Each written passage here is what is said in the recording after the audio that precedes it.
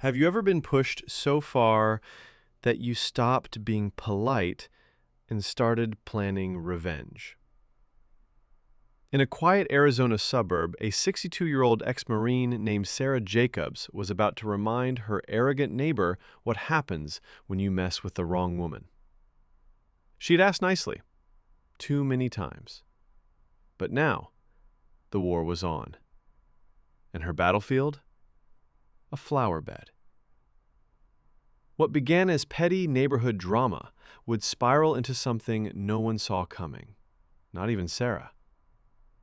Because when you dig a trap, you better know who or what might fall into it.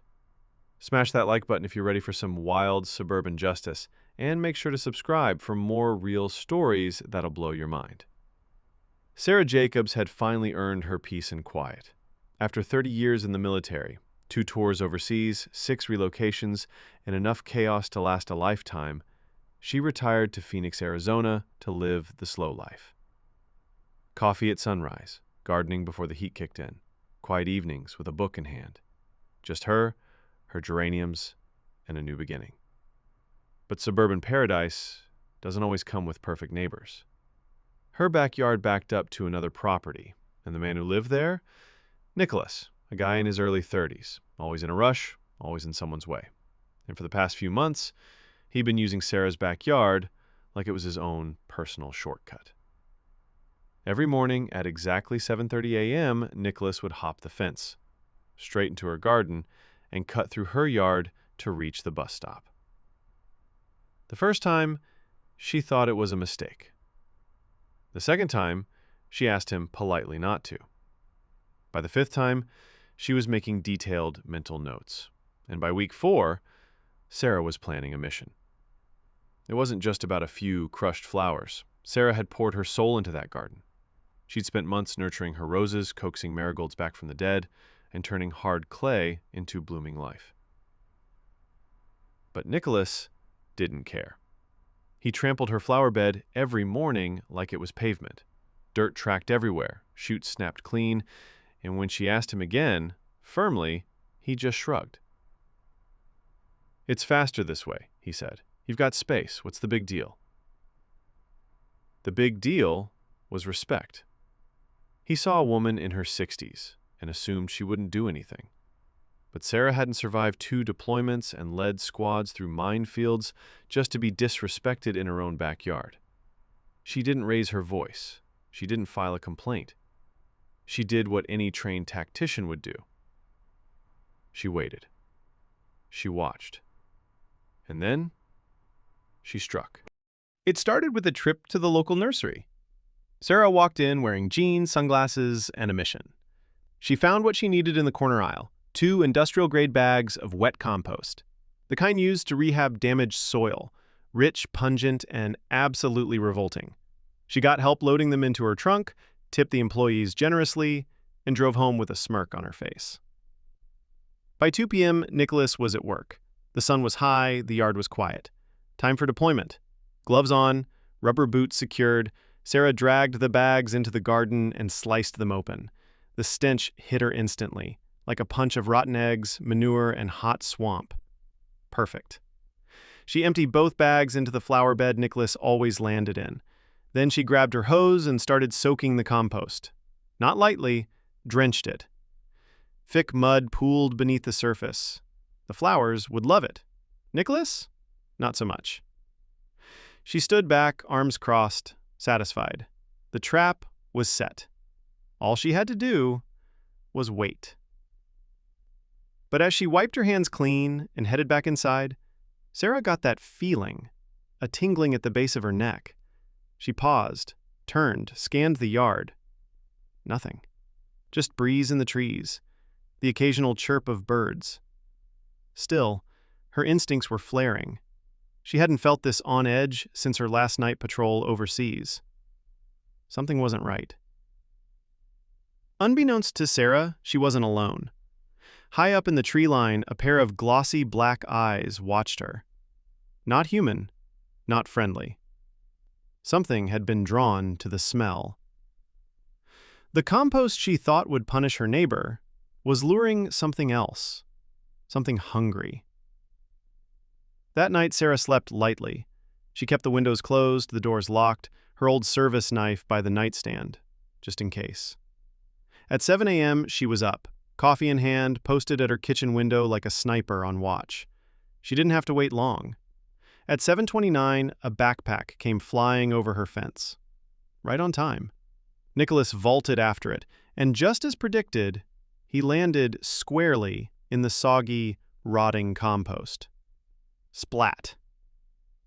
His scream echoed through the yard, followed by a string of panicked curses. Sarah nearly spit out her coffee. The sight was glorious. Nicholas was flailing, slipping, gagging. His jeans were soaked, his hoodie covered in sludge, his expression a mix of horror and confusion. But then, his eyes widened. He froze, and screamed again, this time with real fear. Sarah's smirk faded. She leaned closer to the window. Something had spooked him. But it wasn't the compost. From the bushes, a blur of movement shot forward. Fast, silent, a snake, thick-bodied, brown and tan, at least 5 feet long. It slithered straight across the yard, aimed not at Nicholas, but at something else. A rat had darted into the pile of compost earlier that morning. Now it bolted toward the fence. The snake struck, missed, slithered into the shadows. Nicholas was halfway to a panic attack. Covered in filth, hyperventilating, looking wildly between the snake, the rat, and the woman staring at him from the window with coffee in hand. Sarah opened the door slowly, stepping onto the porch with an expression somewhere between victory and disbelief. "How's it going, Nick?" she said casually. He didn't answer, just scrambled to his feet, grabbed his now filthy bag, and tried to climb the fence. He slipped again, face first, more cursing, more gagging, but eventually he got over, and he never came back. The rest of the morning was blissfully quiet. Nicholas didn't come back. No angry knocks, no yelling over the fence, nothing. Sarah stood in her yard, arms folded, surveying the battlefield like a general after a successful operation. The smell of compost still clung to the air, but it didn't bother her. For the first time in weeks, her flower bed was untouched. Later that day, as the sun beat down and the stink baked deeper into the soil, Sarah watched from her window again. Across the fence, Nicholas was walking around the block, on foot. 10 extra minutes. He didn't even glance her way. Mission accomplished. By the end of the week, the story had spread. Mrs. Thomas, 2 houses down, claimed she heard something scream like a dying goat. Mr. Liu swore he saw Nicholas run off like a greased pig covered in pudding. Sarah said nothing. She just tended her garden, added new mulch, and enjoyed the restored peace. Every time she passed that flower bed, she smiled. Not just because the flowers were recovering, but because no one had trampled them since. And as a bonus, that extra rich compost worked wonders. But peace has a price. And sometimes, what you lure into your world doesn't leave so easily. It was around 6 p.m., just after sundown, when Sarah noticed it. The same low rustle, the same cold prickle at the base of her spine. She stepped outside quietly, barefoot, wine glass in hand, listening. From under the porch, a pair of unblinking eyes watched her. The snake was back, longer than before, coiled and patient, nesting. She stared at it. It stared back. Neither moved. It wasn't threatening. Not yet. But it had returned to the place that fed it. Sarah didn't panic. She didn't scream. Instead, she walked back inside, closed the door, and reached for her phone. Animal control. They arrived the next morning, took the snake away in a thick plastic tube. "It's a western diamondback," the tech said. "Venomous, smart too, looks like it's been eating well." Sarah raised an eyebrow. "You don't say."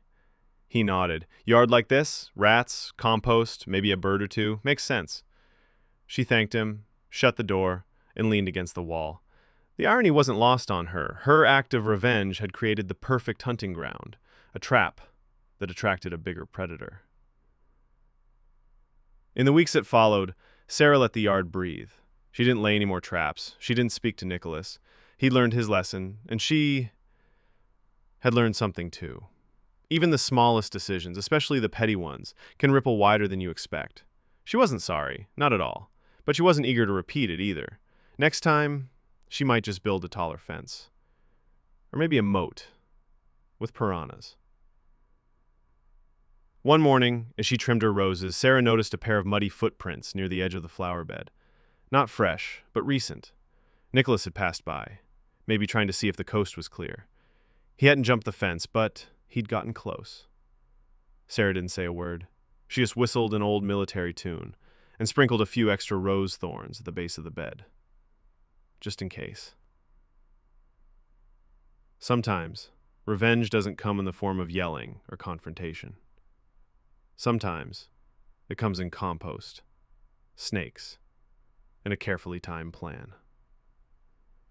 Sarah Jacobs didn't just reclaim her yard. She reminded her neighbor, and maybe a few creatures along the way, what happens when you take a kind woman for granted. And now her flowers? They've never bloomed brighter. Like if you enjoyed this story, and subscribe for more tales of real-life twists, justice, and unexpected consequences.